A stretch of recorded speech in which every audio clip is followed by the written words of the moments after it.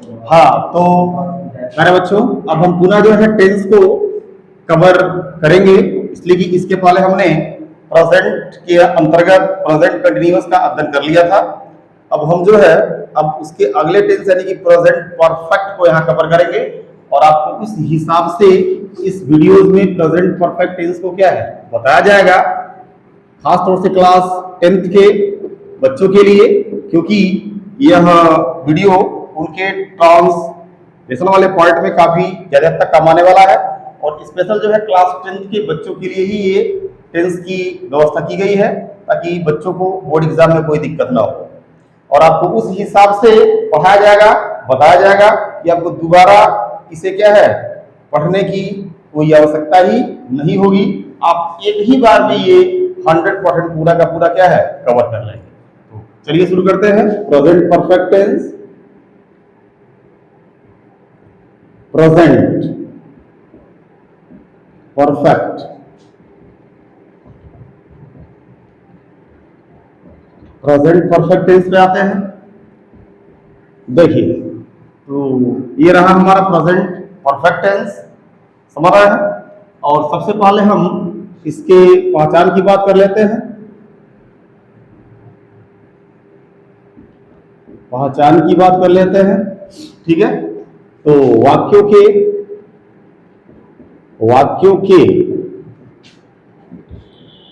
क्रियाओं के अंत में, वाक्यों के क्रियाओं के अंत में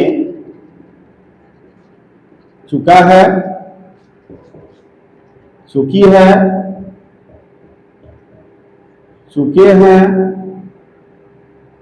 चुका हूं, चुका है, चुकी है, चुके हैं, चुका हूं, चुका हूं, अथवा या है, ई है, ए है इत्यादि क्या है शब्द आता है, इत्यादि शब्द आता है। तो बाकी तो चुका है, चुकी है, चुके हैं, ये तो क्लियर ही है। अब इसको देखते हैं या है, जैसे वो कानपुर गया है, या है आया लास्ट में। वह खाना खाई है, खाई है मतलब क्या खा चुकी है। वे लखनऊ गए हैं, ये है मतलब क्या खा चुके हैं। तो ये पहचाना है हमारा क्या कि वाक्यों के क्रियाओं के अंत में चुका है, चुकी है, चुके हैं, चुका हूं अथवा या है, ई है, ए है इत्यादि शब्द क्या है आता है। इतना पहचान। और इसमें क्या है, इसमें इस टेंस के वाक्यों से ये पता चलता है कि कार्य अभी क्या है समाप्त हुआ है। क्या कि कार्य अभी क्या है समाप्त हुआ है। जैसे मैं खाना खा चुका हूं, अर्थात क्या कि अभी जस्ट जो है खाना खाने का जो कार्य है वो क्या है समाप्त हुआ है। जैसे वे दिल्ली गए हैं मतलब क्या अभी हाल ही में क्या है दिल्ली गए हैं, अर्थात कार्य अभी क्या है समाप्त हुआ है। समझ रहे हैं। तो अब आते हैं सीधे किसके अफर्मेटिव में। अफर्मेटिव सेंटेंसेस, अफर्मेटिव सेंटेंसेस यानी कि सकारात्मक वाक्य। अब यहीं पे हम जान लेते हैं कि हमें सिंगुलर सब्जेक्ट के साथ क्या करना है और प्लूरल सब्जेक्ट के साथ क्या करना है। तो चलिए सबसे पहले हम जानते हैं with singular subject, with singular subjects यानी कि जो हमारे एक वचन करता है। जैसे मान लीजिए यहाँ पे ही हो, सी हो, इट हो, एंड, ऑल सिंगुलर नाउन्स के साथ हमें हैज लगाना है और हैज के साथ मेन वर्ब की थर्ड फॉर्म लगानी है। यह बात तो हमें एकदम दिमाग में क्या है भर ही लेना चाहिए कि हमारे तीनों प्रकार के टेंस के परफेक्ट में मेन वर्ब की थर्ड फॉर्म ही प्रयोग होती है, या ऐसे कहें कि मेन वर्ब का थर्ड फॉर्म ही क्या है आता है। तो यहां हो गया हमारे प्यारे बच्चों विद सिंगुलर सब्जेक्ट यानी कि एक वचन कर्ता के साथ, जैसे ही हो गया, सी हो गया, इट हो गया, एंड ऑल सिंगुलर नाउन। और जितने भी क्या है हमारे एक वचन करता है समझ रहे हैं उनके साथ हमें क्या लगाना है हैज लगाना है और हैज के साथ मेन वर्ब की थर्ड फॉर्म लगानी है। ठीक है। अब देखिए with plural subject, plural subject यानी कि जो हमारे भोजन क्या है, करता है। ठीक है, जैसे मान लीजिए यहाँ पे क्या हो, आई हो, वी हो, यू है और दे है, यानी I we you they and other plural subjects के साथ हमें क्या लगाना है, यहां हैव लगाना है और हैव के साथ मेन वर्ब की थर्ड फॉर्म लगानी है। ठीक है, ये तो हमने जान लिया कि हमें एक वचन कर्ता के साथ क्या करना है और बहुवचन कर्ता के साथ हमें क्या करना है, समझ रहा है। अब हम सीधे इसके रूल की तरफ बढ़ेंगे। रूल मीन्स दैट स्ट्रक्चर, इसका स्ट्रक्चर क्या है सेंटेंस को क्रिएट करने का, वो हम सबसे पहले जानेंगे। तो सबसे पहले होगा हमारा सब्जेक्ट, सबसे पहले क्या होता है, हमारा सब्जेक्ट होता है, फिर हैज या हैव में से कोई एक लगाते हैं हम अकॉर्डिंग टू सब्जेक्ट, फिर यहाँ क्या होगा, मेन वर्ब की क्या होगी, थर्ड फॉर्म होगी, फिर यहाँ पे ऑब्जेक्ट होगा, फिर यहाँ पे क्या होगा, O W, O W means that other words, या हम वहां पे कॉम्प्लीमेंट्स वर्ड का भी इस्तेमाल कर सकते हैं। ठीक है, तो सबसे पहले कर्ता होगा, कर्ता के बाद हैज या हैव होगा और उसके बाद मेन वर्ब की थर्ड फॉर्म होगी, ऑब्जेक्ट होगा और क्या होगा, अदर वर्ड्स होगा। समझ रहे हैं। तो अब देखिए यहाँ पे कर्ता अगर हमारा सिंगुलर है तो हैज आएगा, कर्ता हमारा बहुवचन है तो हैव आएगा। ठीक है ना, एग्जांपल देखते हैं। ठीक है, तो पहला एग्जांपल है हमारा, ठीक है, जैसे लड़के लड़के फुटबॉल मैच, या ऐसे करें, लड़के स्टेडियम में, लड़के स्टेडियम में फुटबॉल मैच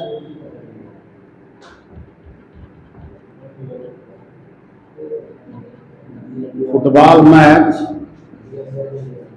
खेल चुके हैं, खेल चुके हैं। ठीक, अब क्या हो जाएगा, लड़के स्टेडियम में फुटबॉल मैच खेल चुके हैं, मतलब स्टेडियम में फुटबॉल मैच खेलने का जो कार्य है वो अभी क्या है, समाप्त हो चुका है। ठीक है, देखिए पहचान क्या है, चुके हैं, आ ही गया, समझ रहे हैं। अब हम इसे जैसे नियम बताया गया वैसे बनाएंगे। लड़के की संख्या ज्यादा है, the boys have, the boys have लगा लिया गया कर्ता के बहुवचन होने पर। अब क्या, मेन वर्ब की थर्ड फॉर्म खेलना, तो प्ले, प्लेड, प्लेड होता है, यानी थर्ड फॉर्म हमारी क्या हो जाएगी, प्लेड हो जाएगी, प्लेड, यानी कि द बॉयज हैव प्लेड क्या, football match, football, football match. और देखिए इसके पहले कोई आर्टिकल, खास तौर से आर्टिकल द का तो इस्तेमाल बिल्कुल नहीं करेंगे, क्यों, क्योंकि किसी भी खेल के नाम के पहले आर्टिकल द नहीं आता है। फुटबॉल मैच क्या, in the stadium, in the stadium. ठीक है, अब यहां क्या हमारा हो गया कि लड़के स्टेडियम में फुटबॉल मैच खेल चुके हैं, इट मींस क्या, the boys have played football match in the stadium. ठीक है, अब हम अगला देखेंगे एग्जांपल इसका दूसरा, जैसे मोहन, मोहन समाचार पत्र, समाचार पत्र पढ़ चुका है, पढ़ चुका है, ऐसे हो जाएगा। मोहन, मोहन, और यहां करता हमारा सिंगुलर हो गया, हैज लगाना है, मोहन हैज। ठीक, मेन वर्ब क्या है, पढ़ना, तो रीड, रैट, रैट होता है। प्यारे बच्चों, बहुत से लोग इसे रीड रीड ही मान लेते हैं, जो गलत है। स्पेलिंग हमारा केवल वो सिमिलर है तीनों फॉर्म में, READ ही है तीनों फॉर्म में, लेकिन उसका जो प्रोनाउंसिएशन है, उच्चारण जो है, वो सेकंड फॉर्म और थर्ड फॉर्म में क्या है, बदल जाता है और वो रैट और रैट हो जाता है। यानी कि फर्स्ट फॉर्म जो होगी हमारी रीड पढ़ेंगे उससे, जो हमारा सेकंड फॉर्म होगा उसे रेड पढ़ेंगे, जो थर्ड फॉर्म है उसे भी क्या पढ़ेंगे, रेड ही पढ़ेंगे। और स्पेलिंग क्या रहता है, वही रहता है। यानी Mohan has red, Mohan has red, Mohan has read the newspaper, newspaper. यानी वाक्य हमारा हो गया मोहन समाचार पत्र पढ़ चुका है, it means Mohan has read the newspaper. ठीक है, मोहन समाचार पत्र पढ़ चुका है। इस वाक्य में हमारा क्या था, इस वाक्य में कोई अदर वर्ड्स नहीं था, इसलिए अदर वर्ड्स को नहीं लिखा गया। केवल वाक्य हमारा क्या था, सब्जेक्ट था, हेल्पिंग वर्ब, मेन वर्ब और क्या ऑब्जेक्ट था, तो केवल उतना ही लिखा गया और वाक्य हमारा हो गया कि मोहन समाचार पत्र पढ़ चुका था, means that Mohan has read the newspaper. तो प्यारे बच्चों, आपको यहाँ तक तो समझ में आ ही गया होगा और यहाँ तक के एग्जाम्पल से आपको पूरा का पूरा क्या है, ये अफर्मेटिव सेंटेंस क्लियर ही हो गया होगा। अब हम बढ़ते हैं निगेटिव सेंटेंसेस की तरफ। ठीक है, तो निगेटिव सेंटेंसेस में हमारा क्या है, कुछ और नहीं करना है, जो कर्ता सिंगुलर है सिंगुलर रहेगा, जो कर्ता हमारा बहुवचन है बहुवचनी रहेगा। अब हम रूल में थोड़ा सा चेंजिंग होता है, वो क्या होता है उसको हम देखेंगे। सब्जेक्ट होगा और यहाँ हैज होगा और फिर क्या होगा, हमारा हैव होगा और इसके जस्ट बाद हमें नॉट लगा लेना है। फिर मेन वर्ब की थर्ड फॉर्म होगी और हमारा ऑब्जेक्ट होगा और फिर क्या होगा, अदर वर्ड्स होगा। यानी कि कर्ता होगा, कर्ता के बाद हैज या हैव और हैज या हैव के जस्ट बाद नॉट, हैज नॉट और हैव नॉट, फिर मेन की थर्ड फॉर्म, फिर ऑब्जेक्ट होगा और फिर हमारा क्या होगा, अदर वर्ड्स होगा। एग्जांपल देखते हैं, जैसे रवि अपने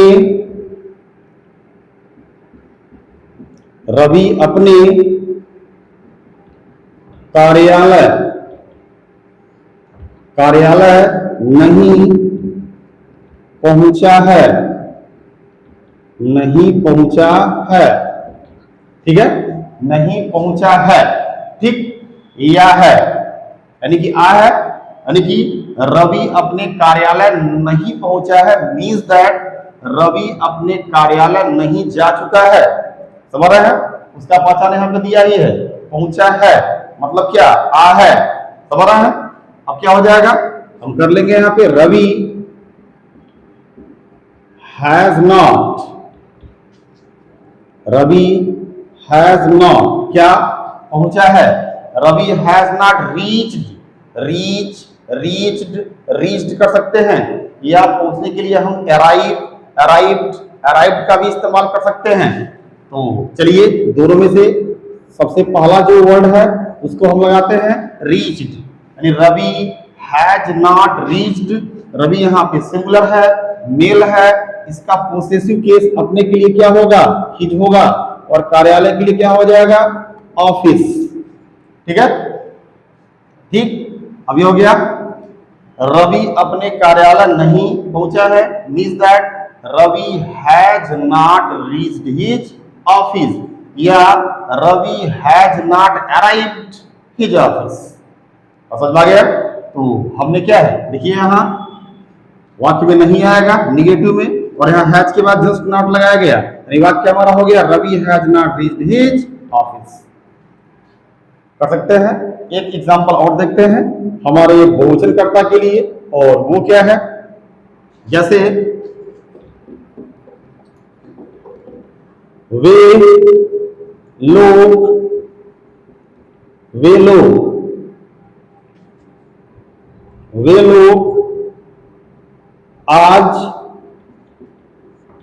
लोग आज इस किताब को नहीं पढ़े हैं। पढ़े हैं मतलब क्या, पढ़ चुके हैं, पढ़े हैं, ये है देखिए यहाँ पे है लिखा गया है, यानी कि क्या हो जाएगा, वे लोग आज इस किताब को नहीं पढ़े हैं, मींस दैट दे, लोग के लिए पीपुल नहीं होता है, वे सब रहता तो हम दे आल का इस्तेमाल करते, वे या वे लोग दोनों के लिए क्या हो जाएगा, दे हो जाएगा। दे हमारा कर्ता क्या है, बहुवचन है, सो हमें हैव का इस्तेमाल करना पड़ेगा, दे हैव, और हैव के बाद सीधे they have not, they have not क्या पढ़े हैं, मतलब पढ़ना, read, they have not read, they have not read इस किताब को, they have not read this book, read this book। और यहां क्या है हमारा आज, आज के लिए क्या हो जाएगा टुडे, तो यहां हम एक कॉमा लगाएंगे और उसके बाद हम यहां क्या है टुडे को रखेंगे, यानी वाक्य हमारा हो जाएगा वे लोग आज इस किताब को नहीं पढ़े हैं, means that they have not read this book today. तो अरे बच्चों आपको ये 100% क्या है समझ में आ ही गया होगा। अब हम ये निगेटिव के बारे में भी क्या है डिटेल जानकारी हमने क्या है ले लिया।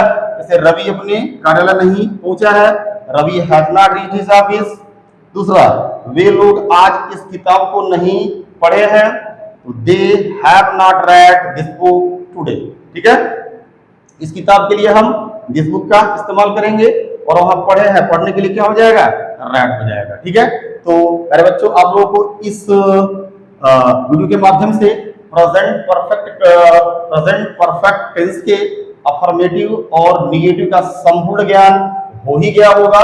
इसमें प्रत्येक बातों को एक्सपोज करके बताया गया है और उम्मीद है कि आप सभी को ये वीडियो क्या है पसंद आया ही होगा। अगर पसंद आया है तो आप इसे सब्सक्राइब करना, लाइक करना, शेयर करना या और यहाँ तक कि कमेंट करना नहीं भूलेंगे यदि आपको इसको समझने में कहीं पर भी कोई दिक्कत हुआ है तो। ठीक है, और इस चैनल के माध्यम से आप जो है क्लास 9, 10th, 11th और 12th के खास तौर से यूपी बोर्ड